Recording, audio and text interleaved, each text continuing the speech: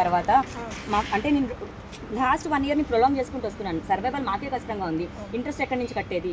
రాస్తారని ఫోన్లే లేపని పరిస్థితిలో ఇంట్రెస్ట్ కట్టలేమండి, ఆగండి అని నేను ఏదో కప్పు పుచ్చుకుంటూ వస్తున్నాను. మీడియాలో అంతా ఈ గొడవ చూసిన తర్వాత వాళ్ళు ఆగలేక 2 days టైం ఇచ్చారు. ఇవ్వలేనండి, 2 days కాదు, నా తల తాకట్టు పెట్టినా నేను డబ్బులు ఇప్పుడు తీసుకురాలేను అన్నాను. తీసుకురాని పక్షంలో 1 weekలో వచ్చి ఆక్యుపై చేసుకుంటామన్నారు. 10 రోజులైనా గడువు ఇవ్వండి అన్నాను. లేదు, నిన్నటి నుంచి కౌంట్ చేసి 1 weekలో తీసుకుంటామన్నారు. That means 6 days. Packing start చేశానండి. ప్యాకింగ్ స్టార్ట్ చేసేసాను. నాకు సేఫ్టీ చాలా ఇంపార్టెంట్.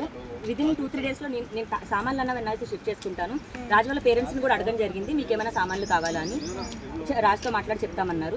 ఏం జరుగుతున్నా సరే రాజు వాళ్ళ పేరెంట్స్కి కానీ ఇంట్లో ఉన్న కేర్ టేకర్ రవితేజకి కానీ ఇన్ఫార్మ్ చేయడం జరుగుతుంది.